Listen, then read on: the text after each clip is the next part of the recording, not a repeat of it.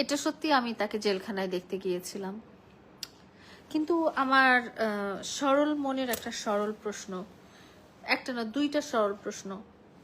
প্রথম সরল প্রশ্ন হলো, এবার সে দুধ দিয়ে গোসল করলো না কেন? অ্যান্ড দ্বিতীয় সরল প্রশ্ন হলো, তার চুল কাটে নাই কেন? এবার চুল বড়, যেরকম বড় নিয়ে গেছিল এরকম বড়, আরো বড় নিয়ে ফিরে চলে আসছে। সো হ্যালো এভরিওয়ান, কেমন আছেন সবাই? আশা করি সবাই খুব ভালো আছেন। অ্যান্ড আজকে উই হ্যাড ওয়ান্ডারফুল টাইম। সবাই আমাকে জিজ্ঞেস করেছেন যে are you in a relationship with Raihan?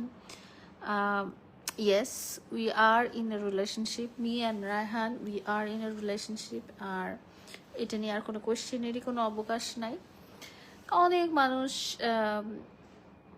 ওই যে যেটা নিয়ে গল্প করছে যে লায়লা জেলখানায় দেখতে গিয়েছিল কিনা। ট্রুথ ইজ আমি ওকে জেলখানায় দেখতে গিয়েছিলাম, and but not this time. হ্যাঁ, এবার আমি ওকে জেলখানায় দেখতে যাইনি। ও যখন আমার করা মামলায় জেলখানায় ছিল তখন আমি ওকে দেখতে গিয়েছিলাম। মানে আমার একটা মামলায় প্রিন্স মামুন যখন জেলখানায় ছিল তখন আমি ওকে জেলখানায় দেখতে গিয়েছিলাম।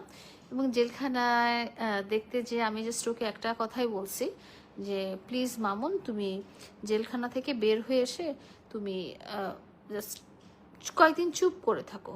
হ্যাঁ, মানুষকে খোঁচা মেরে কথা বইলো না, মানুষকে অপমান করো না, মানুষকে বদনাম করো না, এই জিনিসটা করো না। এই জিনিসটা আমি যখন ওকে বলছি তখন জিনিসটা সে খুব লাইক নেগেটিভলি নিয়েছে। সে বের হয়েই সাথে সাথে সংবাদ সম্মেলন করছে, অ্যান্ড সংবাদ সম্মেলন করেই সে সবাইকে যেটা বলছে যে লায়লা আমাকে দেখতে আসছিল এবং লায়লা আমাকে দেখতে এসে বলছে যে তুমি কথা বলবা না, তুমি সংবাদ সম্মেলন করবা না। আমি প্রিন্স মামুনকে একটা জিনিসই বলতে চাই যে তুমি এবং লাইক তোমার আম্মু, তোমাদের উপর মানুষ রেগে যায় জাস্ট বিকজ তোমরা মানে অবাঞ্ছিত কথা কিছু বলো। তোমরা যদি লাইফে আজকে চুপ থাকতা, তোমরা যদি লাইফে আজকে এরকম আননেসেসারি কথা না বলতা, তাহলে কিন্তু আমিও তোমাদের উপর রাগ করতাম না। হ্যাঁ, তোমরা যেরকম মানে এক একটা মানুষকে পেয়ে আমাকে অপমান করতে করতে করতে ছাড়ো না।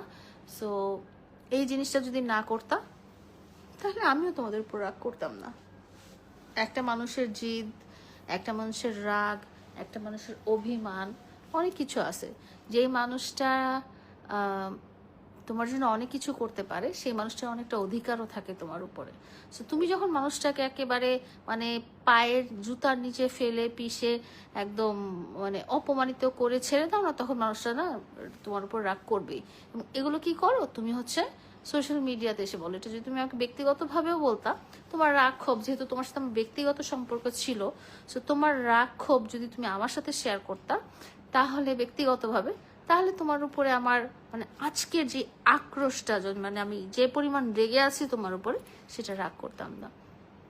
আরও সবাই জিজ্ঞেস করেছে যে মামুন আপনাকে কল দিয়েছে কিনা। কল দিয়েছিল, জেল থেকে বের হয়ে ফার্স্ট কলটাই আপনাকে দিয়েছে অ্যান্ড টাকা চেয়েছে। প্রথম কথা হচ্ছে যে মামুন আজকে দেখলাম একটা সংবাদ সম্মেলন করলো, সেখানে বললো যে আমি লেলাকে কল দিই নাই, আমি মাসুদ ভাইকে কল দিয়েছি। পৃথিবীর দুনিয়ার সবাই উল্টাই গেল, সবাই জানে যে মাসুদ ভাই আর লায়লা একই জায়গায় ছিল। ওর হাতে ফোন ছিল, ও ভালো মতোই দেখতে পারছে আমি কোথায় ছিলাম, মাসুদ ভাই কোথায় ছিল। আমরা দুজন যে একসাথেই ছিলাম এবং মাসুদ ভাইকে কলটা দিলে যে সেটা আমিই পিক করবো বা আমার সাথেই কথা হবে, সেটা সে খুব ভালো মতোই জানে। এবং সে আমাকে তো ডাইরেক্ট ফোন দিতে পারে না, যেহেতু আমার তার নামে মামলা আছে, সো সে তো আমাকে ডাইরেক্টলি কল দিতে পারে না।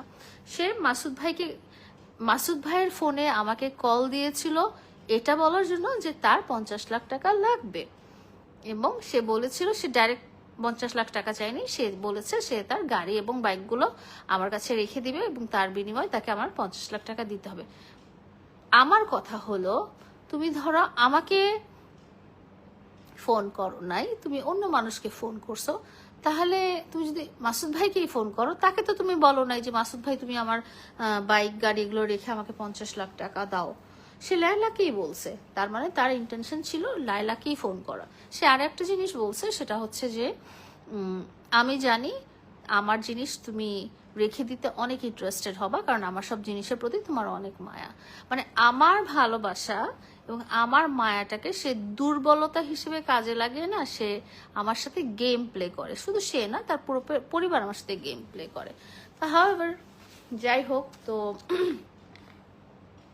আমার কথা হচ্ছে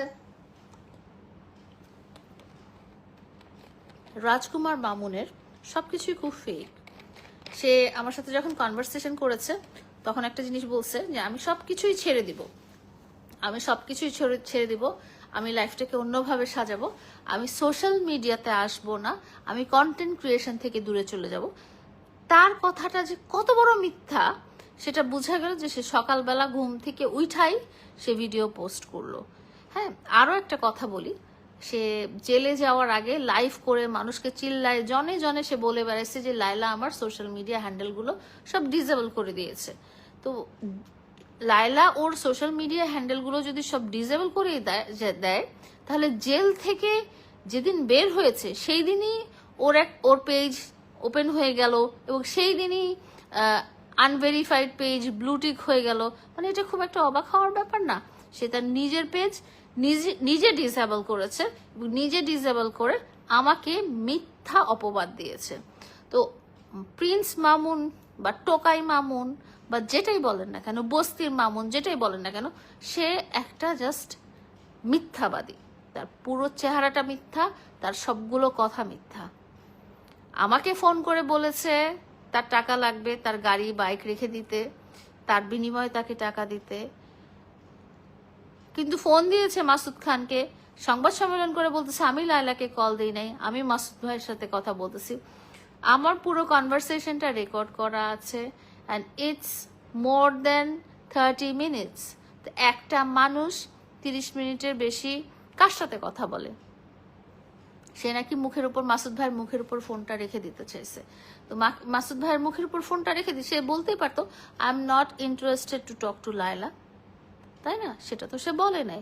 দ্বিতীয় কথা, সে ঠিকই সোশ্যাল মিডিয়াতে আসবে, সে ঠিকই কন্ট্রোভার্সি ক্রিয়েট করবে, ঠিকই আলোচনায় থাকার জন্য নানা রকম অকীর্তি কুকীর্তি করে পারবে। এই মানুষটাকে আপনারা কখনো প্রশ্রয় দিবেন না। এই মানুষটা একটা ভণ্ড, প্রতারক, মিথ্যাবাদী, নীচহীন সবকিছু। তার নাকি সমস্ত সোশ্যাল হ্যান্ডেল আমি ডিসেবল করেছি। তার 2.2 মিলিয়নের টিকটক পেজে সে রেগুলার আপলোড করছে ভিডিও। তার 1.5 মিলিয়নের ফেসবুক পেজ জেল থেকে বের হওয়ার সময় নাকি চলে এসেছে এবং সেটা আবার একদিনের মধ্যেই ব্লু ভেরিফাইড হয়ে গেছে। মানে মিথ্যা কথার একটা নমুনা থাকা উচিত, মিথ্যা কথা একটা লিমিটেশন থাকা উচিত। সে লিমিট ক্রস করে ফেলছে। তুই তোর বউকে লাভ কর, তুই তোর বউরে বিয়া কর, তুই তোর বউরে নিয়ে হানিমুনে যা, তুই যা ইচ্ছে তাই কর, এটা তোর ব্যক্তিগত ব্যাপার। তো তুই বারবার মানুষকে প্রমিস করিস যে আমার ব্যক্তিগত লাইফটা সোশ্যাল মিডিয়াতে আমি আনবো না, আমি আর কোনো কন্ট্রোভার্সি ক্রিয়েট করবো না। তুই যদি আর কোনো কন্ট্রোভার্সি ক্রিয়েট করতে নাই চাইস তাহলে ঘুম থেকে উঠা সকালবেলা তোর বউয়ের সাথে তোর ভিডিও কেন তোর ভেরিফাইড ফেসবুক পেজে আপলোড করতে হবে? আমি এইটা জাস্ট জানতে চাই, কিসের জন্য? তুই তো নাকি কন্ট্রোভার্সি চাইস না। হ্যাঁ, তোদের পৃথিবীতে কত মানুষ আছে, কোটি কোটি মানুষ আছে যারা তার বউয়ের জন্মদিনের ছবি ফেসবুকে আপলোড করে না। তুই যদি কন্ট্রোভার্সি না চাইতি তাহলে কি তুই সকালবেলা যেই বউ তোরে জেলে পাঠাইছে, যেই বউ তোর নামে 3টা মামলা দিছে, যেই বউ তোর সাথে কথা বলতেই ইন্টারেস্টেড না, সেই বউয়ের সাথে ভিডিও কেন আপলোড করলি?